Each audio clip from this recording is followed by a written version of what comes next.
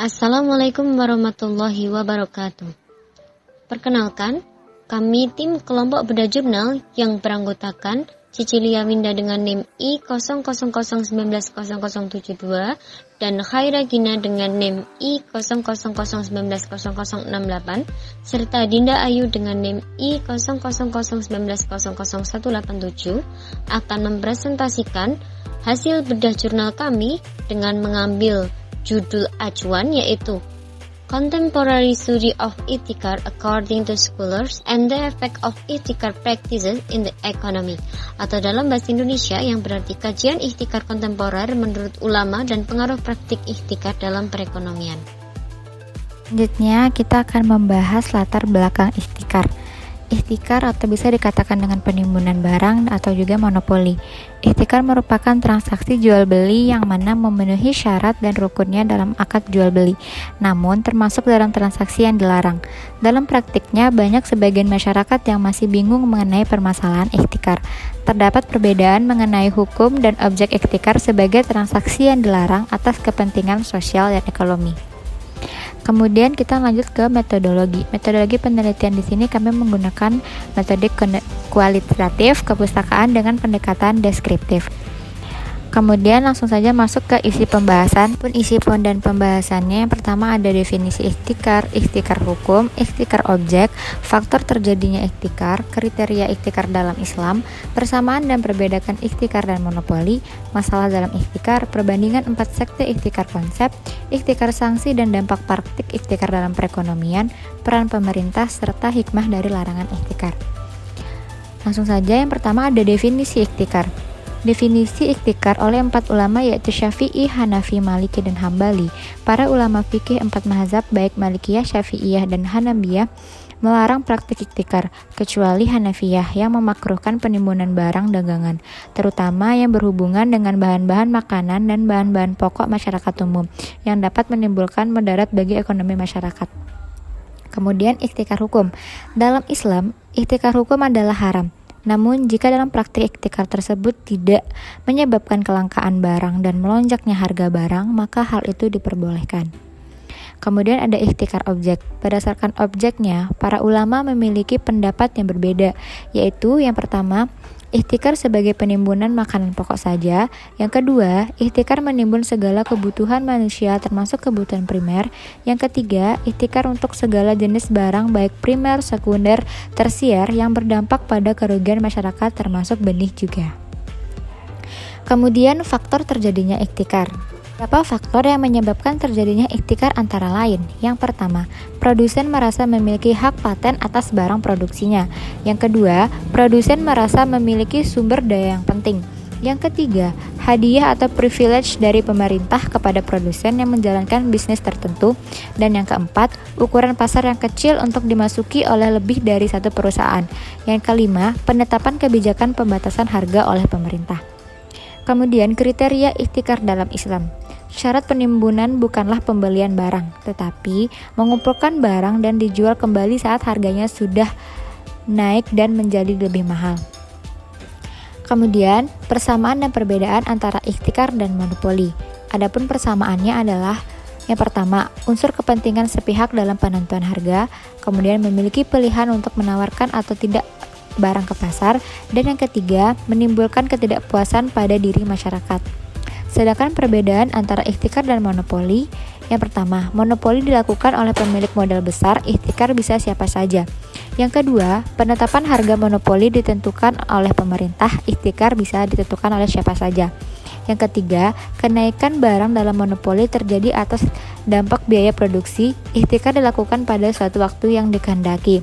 Kemudian, negara tertentu praktik monopoli sah dan diatur dalam undang-undang, sedangkan ihtikar adalah perbuatan yang ilegal. Selanjutnya adalah masalah dalam ihtikar. Ada 2 masalah. Yang pertama, apakah menabung untuk kebutuhan besok atau setahun ke depan termasuk ihtikar?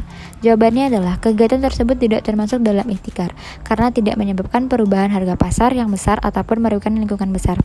Dan pertanyaan yang kedua adalah, menyimpan barang untuk dijual saat harga naik apakah termasuk ihtikar? Berdasarkan pendapat oleh para ulama dahulu, yang demikian tidak termasuk keadaan ihtikar. Hal ini dianggap sebagai suatu tindakan keutamaan. Selanjutnya ada perbandingan 4 sekte ikhtikar konsep dari 4 ulama, yaitu yang pertama ada dari segi definisi, hukum ikhtikar, jenis barang yang dilarang, dan periode yang diperbolehkan, serta ketentuan daerah. Selanjutnya ada ikhtikar sanksi dan dampak praktik ikhtikar dalam perekonomian. Sanksi perilaku ikhtikar telah ditentukan dalam Al-Quran, disebutkan bahwa pelakunya akan mendapatkan hukuman yang pedih berupa dimasukkan ke dalam neraka. Di dunia pun sudah ada aturan yang mengatur jika penjual menolak untuk menjual, maka pelaku diperbolehkan dipidana penjara sampai dia mau menjual untuk barang tersebut dalam pasal 17 ayat 1 Undang-Undang Nomor 5 Tahun 1999 dan pasal 47 dan pasal 48 Undang-Undang 1999.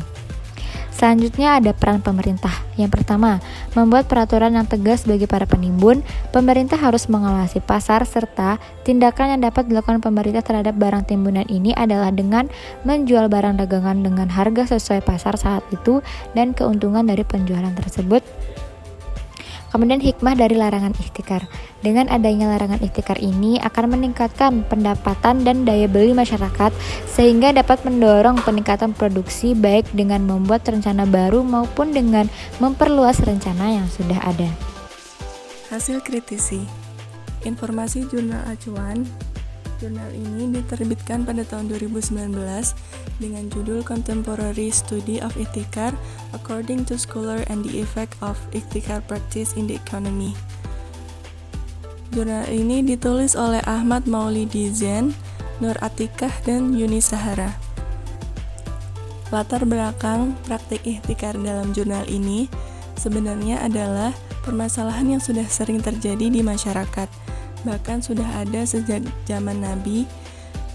Namun, karena praktik ikhtikar semakin berkembang dengan berbagai modus yang menyebabkan masyarakat bingung membedakan mana praktik ikhtikar yang dilarang dan mana yang tidak dilarang. Untuk metode penelitiannya, jurnal ini menggunakan penelitian kepustakaan, di mana isinya adalah sebuah komparasi antara praktik ikhtikar zaman dahulu dengan praktik ikhtikar di zaman kontemporer saat ini. Pembahasan dan hasil penelitian. Dalam isi pembahasan, jurnal ini memiliki 11 poin bahasan. Jurnal ini menurut reviewer sudah jelas, lengkap dan sangat kompleks pembahasannya. Namun dalam pengertian ikhtikar sedikit bertele-tele penjelasannya. Dalam pembahasan praktik ikhtikar yang berkonsentrasi ke subjek dan objek hukum, padahal ada hal yang paling mendasar dalam praktik ikhtikar atau monopoli, yaitu produsen yang akan berperan sebagai price maker dan merugikan konsumen. Kemudian banyak pendapat ulama yang mengatakan praktik ikhtikar haram dan halal dilakukan, namun ada juga yang berpendapat bahwa praktik ikhtikar itu diperbolehkan. Kekuatan penelitian. Dari segi penulisan sudah sangat baik dan rapi, serta sudah sesuai dengan EYD. Kemudian dari segi penataan tulisan dan struktur jurnal sudah betul, di mana yang pertama terdapat judul, penulis, abstrak, latar belakang, hasil dan pembahasan, kesimpulan, dan daftar pustaka. Kemudian jurnal ini memiliki isi dan pembahasan yang sangat rinci, lengkap, dan sangat kompleks. Lalu metode yang digunakan sangat cocok dengan penelitian yang bersifat kontemporer, dan jurnal ini sudah bersinta 3 sehingga kredibilitasnya terjamin. Selanjutnya, kelemahan penelitian. Dalam jurnal acuan hanya berisi arti dari bacaan, sehingga kurang sempurna. Kekurangan dalam jurnal acuan dengan memberikan dasar sebelum berdagang yang baik, yaitu menanamkan komitmen berdagang dalam Islam. Dalam jurnal acuan bisa dikatakan masih belum terlalu mendalam pembahasannya terkait praktik ikhtikar dalam perdagangan itu sendiri, masih atau terlalu umum pembahasannya. Kemudian terlalu banyak menjelaskan mengenai pengertian ikhtikar.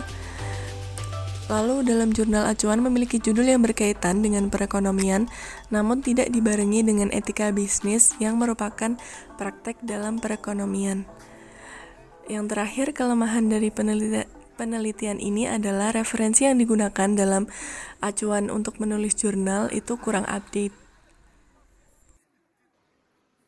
Yang terakhir adalah poin 5 berisi kesimpulan. Setelah kami bedah jurnal acuan ini dengan jurnal pendukung, kami menemukan beberapa kelebihan dan kekurangan jurnal ini. Kelebihan jurnal ini adalah dalam penulisan sudah rapi dan sesuai dengan ejaan yang disempurnakan, isi yang rinci, lengkap, dan kompleks karena memiliki penjelasan 11 poin bahasan, metode yang cocok dengan judul, dan jurnal acuan sudah bersintaktika sehingga kredibilitasnya sudah terjamin. Di samping memiliki kelebihan, jurnal ini juga memiliki kekurangan, di antaranya banyak mengutip ayat Al-Quran namun tidak ditulis ayat tersebut, melainkan hanya artinya saja, sehingga kurang sempurna. Kemudian masih banyak pengulangan penjelasan terutama di pengertian ihtikar. Berdasarkan isi, perlu dilengkapi dasar sebelum berdagang yang baik serta terkait praktek ihtikar dalam perdagangan karena judul jurnal ini juga berkaitan dengan perekonomian yang tidak jauh dari praktek perdagangan. Baik, sekian dari kami. Bila ada kurang lebihnya kami mohon maaf sebesar-besarnya. Wabillahi taufik wal hidayah. Wassalamualaikum warahmatullahi wabarakatuh.